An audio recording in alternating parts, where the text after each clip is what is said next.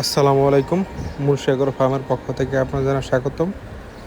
চলে আসলাম আরও নতুন একটি ভিডিও নিয়ে। আপনারা ইতিমধ্যে জেনেছেন যে আমি টাইগার মুরগির 20টা বাচ্চা সংগ্রহ করেছি এগুলো প্যারেন্টস করার জন্য।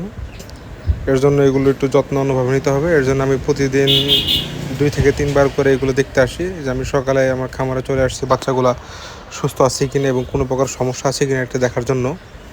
আপনারা যখন খামারে আসবেন তখন আপনার বাচ্চাগুলো একটু নাড়িয়ে চাড়িয়ে দেখবেন যে কোনো বাচ্চা ঝিম মেরে আছে কিনা বা কোনো সমস্যা আছে কিনা বা কোথাও কোনো সমস্যা হচ্ছে কিনা, অসুস্থ আছে কিনা, এগুলো আপনার যখন বাচ্চা নাড়িয়ে চাড়িয়ে দেখবেন তখন আপনি দেখলে বুঝতে পারবেন।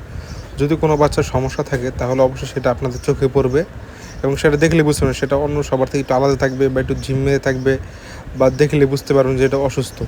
এর জন্য দেখা গেছে প্রতিদিন নিয়ম করে 1বার বা 2বার করে খামারে প্রবেশ করে একটু সময় বেশিক্ষণ দেবেন, 10 মিনিট বা 20 মিনিট সময় অপেক্ষা করে সবগুলো বাচ্চা একটু আপনি নিজের মতো করে দেখে নেবেন যে কোনো সমস্যা আছে কি না।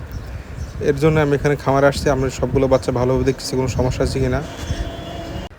আমি খামারে অনেকক্ষণ নাড়াচাড়া করার পরে একটা বাচ্চা দেখতে পেলাম যে এর পাছায় যে মল লেগে আছে। এর জন্য বাচ্চাটা আমি ধরলাম, আমি দেখাইলাম যে বাচ্চার পাছায় কিছুটা মল লেগে আছে।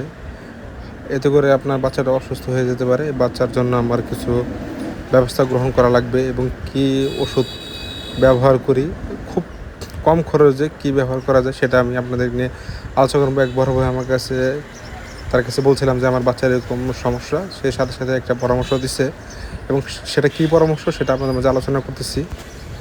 আপনাদের খামারে যদি ছোট বাচ্চার এরকম পাশে মল লেগে থাকে তাহলে আপনারা প্রথমে একটি ওটস লাইন নেবেন। ওটস লাইন নিয়ে 1/2 লিটার পানি নেবেন, একটা সম্পূর্ণ ওটস লাইন এবং একটা 1/2 লিটার পানি নেবেন। এই যে দেখেন 1 লিটার বোতল, এখানে আমি 1/2 লিটার পানি নিচ্ছি।